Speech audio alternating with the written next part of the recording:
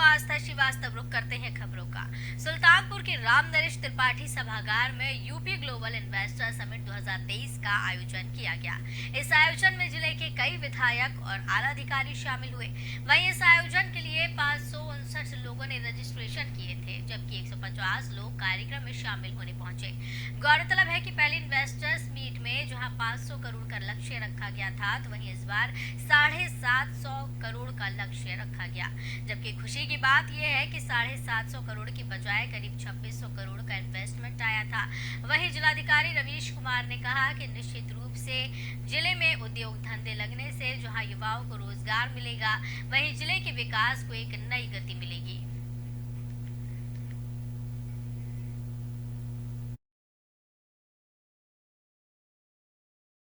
हाँ, ये बहुत हर्ष की बात है कि उत्तर प्रदेश का ये दूसरा ग्लोबल इन्वेस्टर समिट हुआ है और इस बार पिछले बार से बहुत बड़ा हुआ है। यहाँ का लक्ष्य पहले 500 करोड़ रखा गया था, उसके बाद 750 करोड़ किया गया था, परंतु हमारे विभिन्न जो व्यापारी बंधु और उद्योग बंधुओं की जो मेहनत से यहाँ पर उससे 3 गुना से ज़्यादा का इन्वेस्टमेंट इंटेंट प्राप्त हुआ है और शीघ्र ही उनको क्रियान्वित कराने पर, ज़मीन पर आधारित कराने की कार्रवाई हमारे अधिकारियों के साथ, हमारे जनप्रतिनिधियों के साथ और शासन के अधिकारियों के साथ करके कराया जाएगा। इस अवसर पे हमारे सारे जनप्रतिनिधि यहाँ पर आए, उनका भी आशीर्वाद प्राप्त हुआ और टेलीलिंक के माध्यम से माननीय मुख्यमंत्री जी, माननीय रक्षा मंत्री जी और माननीय प्रधानमंत्री जी का भी। सहारनपुर पुलिस ने सस्ता सोना दिलवाने के नाम पर ठगी करने वाले गिरोह का पर्दाफाश किया है। मामला थाना जनकपुरी क्षेत्र का है, जहां 2 ज्वेलर्स के साथ में धोखाधड़ी से सस्ते दामों में गोल्ड दिलवाने के नाम पर करीब 15 लाख की ठगी की गई। आपको बता दें, पुलिस ने पूरे मामले की छानबीन करते हुए इस प्रकरण में 3 अभियुक्तों को गिरफ्तार कर लिया है। तो बता दें कि पुलिस को इस दौरान बड़ी कामयाबी हाथ लगी है। 3 अभियुक्तों को पुलिस ने गिरफ्तार किया है और पूरे मामले की जांच में पुलिस से जुटी हुई है। बताया जा रहा है कि थाना जनकपुरी क्षेत्र का ये पूरा मामला है। सहारनपुर पुलिस ने सस्ता सोना दिलवाने के नाम पर ठगी करने वाले गिरोह का पर्दाफाश कर दिया है। मामला जनकपुरी क्षेत्र का है, जहां पर 2 ज्वेलर्स के साथ में धोखाधड़ी की गई और सस्ते दामों में गोल्ड दिलवाने के नाम पर करीब 15 लाख रुपए की ठगी की वारदात को अंजाम दिया गया। आपको बता दें, पूरे मामले में पुलिस छानबीन कर रही है और इस पूरे प्रकरण में 3 अभियुक्तों को गिरफ्तार कर लिया गया है। तो आगे की कार्रवाई में पुलिस जुटी हुई है।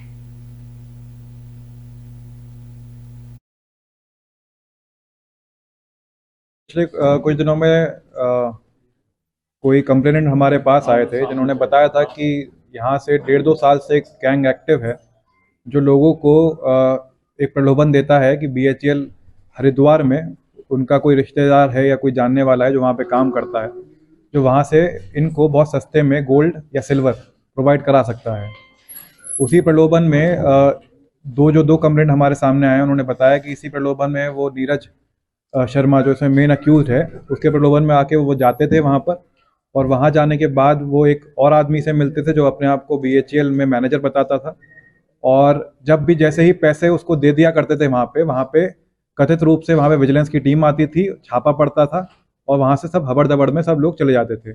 इसी हबड़ दबड़ में उनके पैसे भी चले जाते थे। जब वो पैसों की पूछताछ करते थे नीरज से, तो वो बताता था कि विजिलेंस की टीम को उन्होंने रिश्वत दे। यूपी के कासगंज में तेज रफ्तार ऑटो और ट्रेन कार की सामने सामने टक्कर हो गई है। आपको बता दें कि इस दौरान दोनों में जमकर भिड़ंत हुई है और ये भिड़ंत इतनी जोरदार थी कि टेम्पो में सवार एक बच्ची, 3 महिलाएं सहित 8 लोग गंभीर रूप से घायल हो गए, जिन्हें नजदीकी अस्पताल में उपचार के लिए अलीगढ़ मेडिकल कॉलेज में रेफर किया गया है।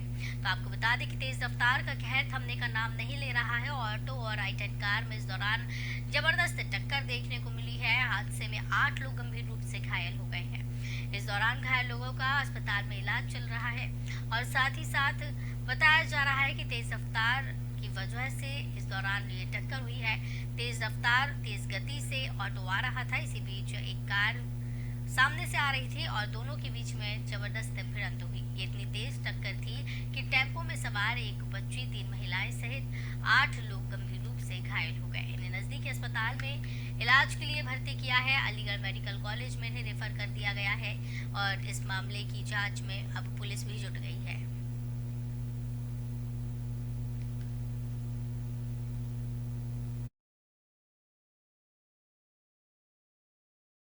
अभी खबर मिली थी कि वहाँ पर एक्सीडेंट हुआ, तो उसको तुरंत पर पेशेंट आए, तो इसमें 8 पेशेंट आए हुए हैं, जिसमें 7 की हालत गंभीर है, जिनको कुछ चिकित्सा संस्थान के लिए रेफर कर दिया गया, एक का ट्रीटमेंट यहीं कर दिया गया।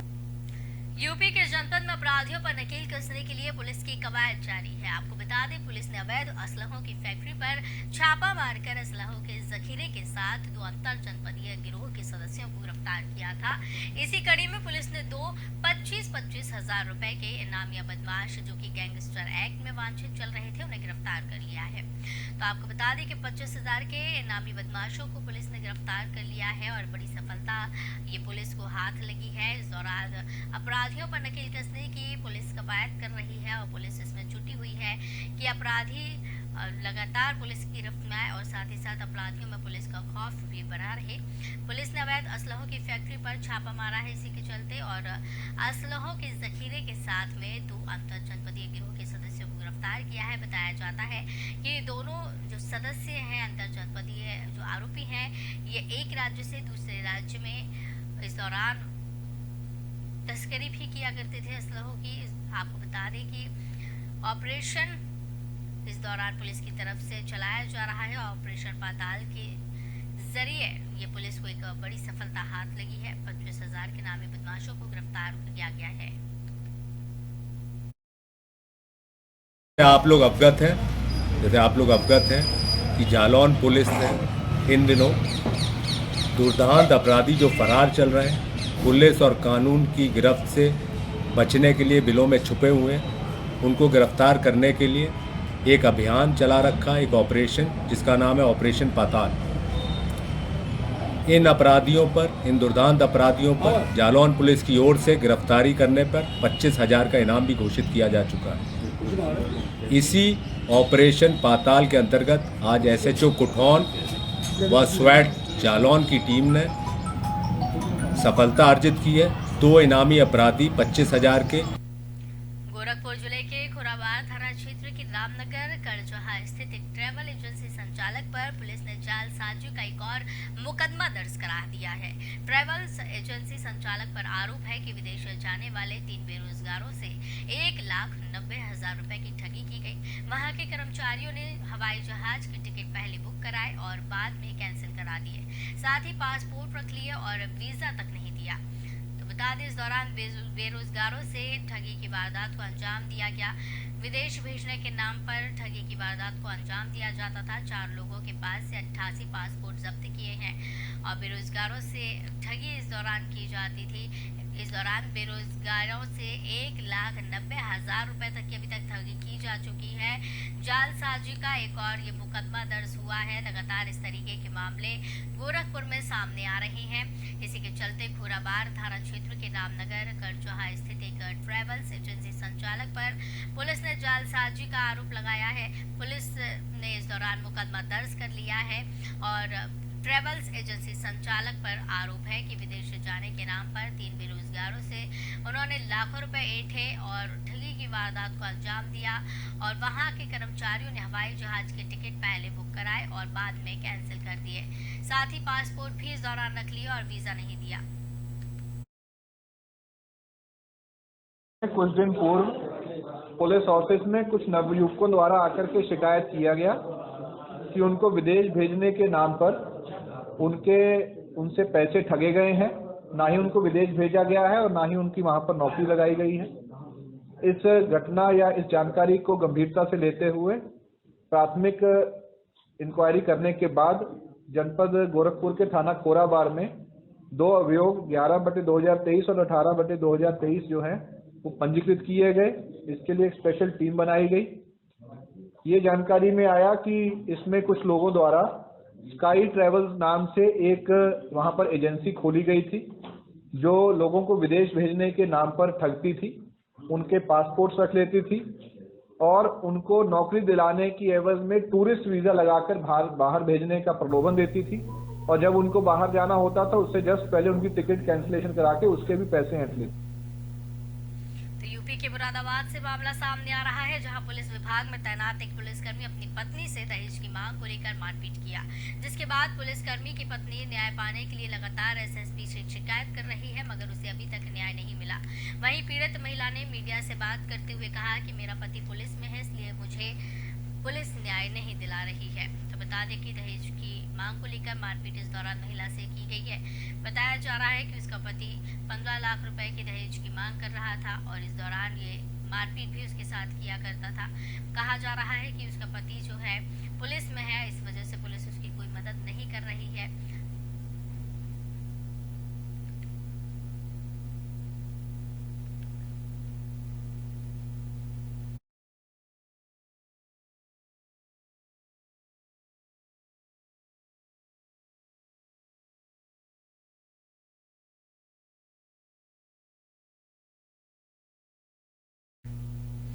तो आपको बताते चले कि मुरादाबाद से मामला सामने आ रहा है, जहां पर दहेज की मांग को लेकर एक महिला के साथ मारपीट की वारदात को अंजाम दिया गया है। बताया जा रहा है कि 15 लाख रुपए की इस दौरान पुलिसकर्मी मांग कर रहा था और महिला का पति जो है वो उत्तर प्रदेश पुलिस में भर्ती है। इसी वजह से पुलिस भी महिला की नहीं सुन रही है। इस दौरान पीड़िता का नाम सुलेखा बताया जा रहा है। सुलेखा ने इस दौरान आपको बता दें कि पुलिस में शिकायत दर्ज कराई, लेकिन उसकी सुनवाई अभी तक नहीं हुई है। मुरादाबाद से ये पूरी खबर सामने आ रही है, जहां पर पुलिस विभाग में तैनात एक पुलिसकर्मी अपनी पत्नी से दहेज की मांग कर रहा था और मारपीट उसके साथ में इस दौरान किया करता था। 15 लाख रुपए की मांग की जा रही थी।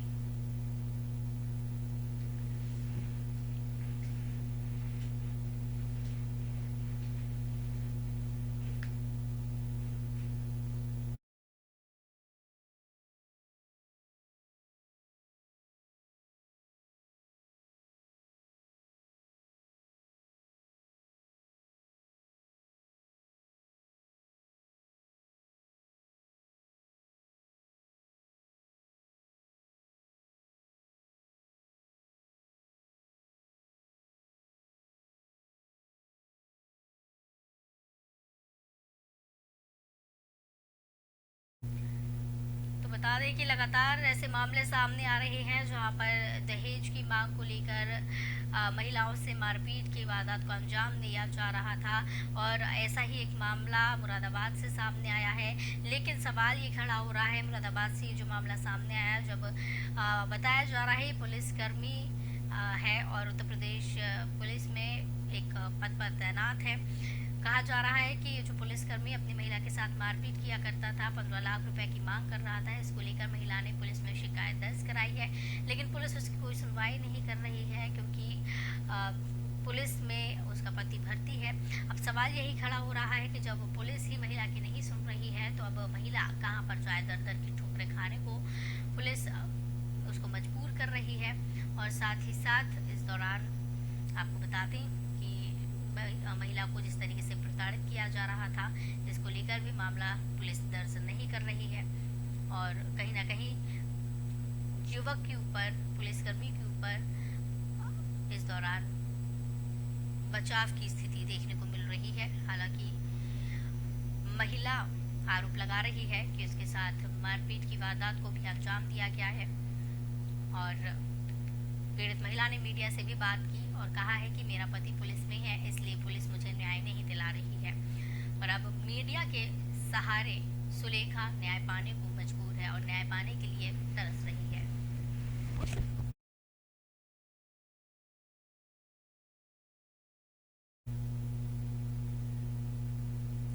खबर बदायूं से है, जहां कादर चौक थाना क्षेत्र के सकरी कासिमपुर बाजार के पास हादसा हुआ है और आपको बता दें बाइकों की भिड़ंत इस दौरान हुई, जिसमें बिहार के आलू व्यापारी सहित 2 लोगों की मौत हो गई है।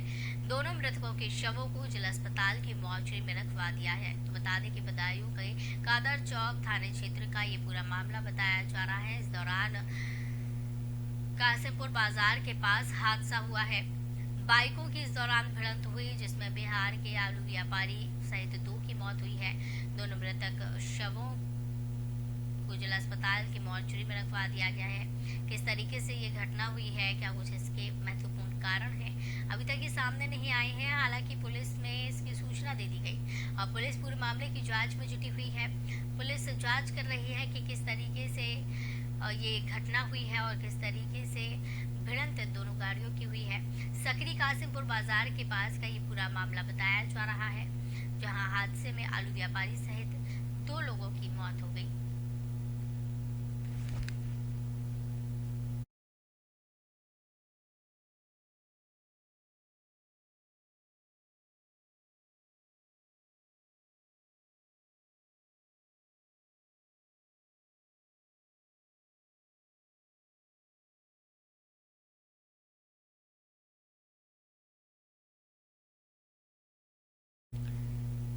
बता दें कि बदायूं के सकरी कासिमपुर बाजार का ये पूरा मामला है, जहां पर आलू व्यापारी सहित 2 लोगों की मौत हो गई है। एक भयावह हादसा यहां देखने को मिला है। मृतकों के शवों को हालांकि मॉर्चरी में रखवा दिया गया है।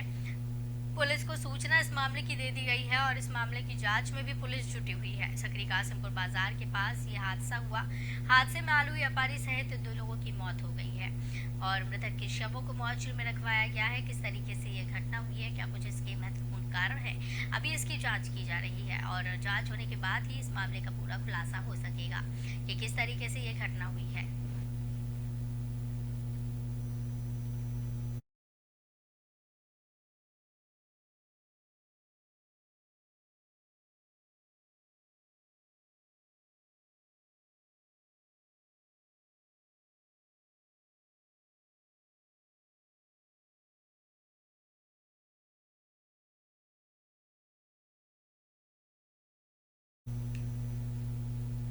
पीलीभीत में जनपद स्तरीय निवेश कुंभ का आयोजन किया गया है, जहां के गांधी प्रेक्षागृह में आयोजित इस ग्लोबल इन्वेस्टर्स समिट में 200 से ज्यादा निवेशकों ने लगभग 8,000 करोड़ रुपए से अधिक के एएमयू पर हस्ताक्षर किए।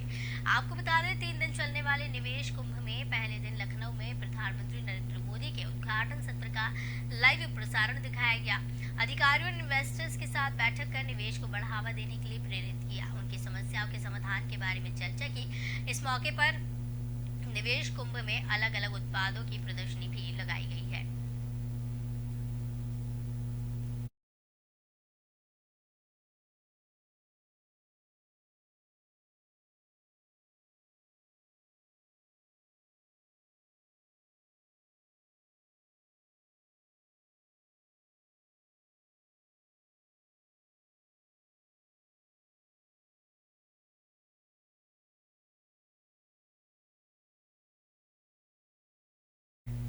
तो बता दें कि गांधी प्रेक्षागृह में आयोजन किया गया है। इस दौरान 200 से ज्यादा एएमयू पर हस्ताक्षर किए गए। जनपद स्तरीय निवेश का आयोजन किया गया है पीलीभीत में और बताया जा रहा है कि 200 से ज्यादा निवेशकों ने लगभग 8,000 करोड़ रुपए से अधिक के एएमयू पर हस्ताक्षर किए हैं।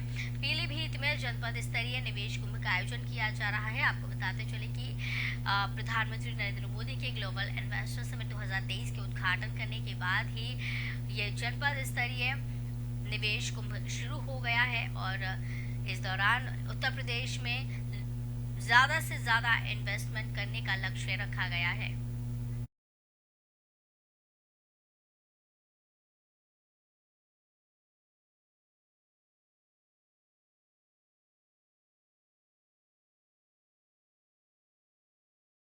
ग्लोबल इन्वेस्टर समिट 2023 का उद्घाटन प्रधानमंत्री नरेंद्र मोदी ने कर दिया है। इस दौरान एक बड़ा लक्ष्य यूपी में इन्वेस्टमेंट के लिए रखा गया। साथ ही साथ योगी आदित्यनाथ, आनंदीबेन पटेल के अलावा कई दिग्गज नेता इस दौरान मौजूद रहे हैं। पीएम नरेंद्र मोदी ने इस कार्यक्रम में क्या कुछ कहा है, आइए आपको सुनाते हैं। आप सबने मुझे भारत के प्रधानमंत्री के साथ साथ उत्तर प्रदेश का सांसद भी बनाया है।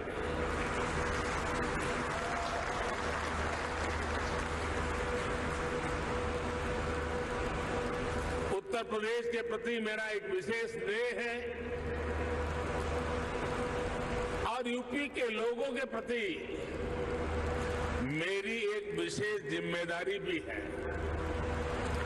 मैं आज उस दायित्व को भी निभाने के लिए आज इस समिट का हिस्सा बना हूं और इसलिए मैं देश विदेश से यूपी आने वाले आप सभी इन्वेस्टर्स का अभिनंदन करता हूं, स्वागत करता हूं। साथियों, उत्तर प्रदेश की धरती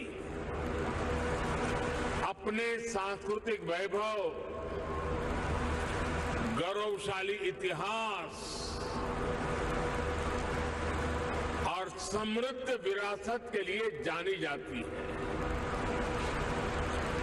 इतना सामर्थ्य होने के बावजूद यूपी के साथ कुछ बातें जुड़ गई थी। लोग कहते थे यूपी का विकास होना मुश्किल है। लोग कहते थे यहां कानून व्यवस्था सुधरना नामुमकिन है। यूपी बीमारू राज्य कहलाता था। यहां आए दिन हजारों करोड़ के घोटाले होते थे। हर कोई यूपी से अपनी उम्मीदें छोड़ चुका था, लेकिन सिर्फ 5-6 साल के भीतर यूपी ने अपनी एक नई पहचान स्थापित कर ली है और डंके की चोट पर कर दी है। अब यूपी को सुशासन से, गुड गवर्नेंस से पहचाना जा रहा है। अब यूपी की पहचान बेहतर कानून व्यवस्था, शांति और स्थिरता के लिए है। अब यहां वेल्थ क्रिएटर्स के लिए नित्य नए अवसर बन रहे हैं। बीते कुछ वर्षों में आधुनिक इंफ्रास्ट्रक्चर, उत्तर प्रदेश के इस इंफ्रास्ट्रक्चर की जो पहल है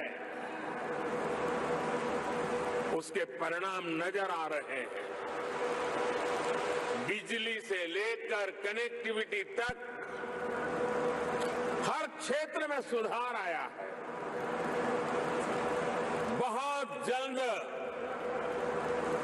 यूपी देश के उस इकलौते राज्य के तौर पर भी जाना जाएगा जहां 5 तो इस बुलेटिन में फिलहाल इतना ही। मुझे दीजिए इजाजत। नमस्कार।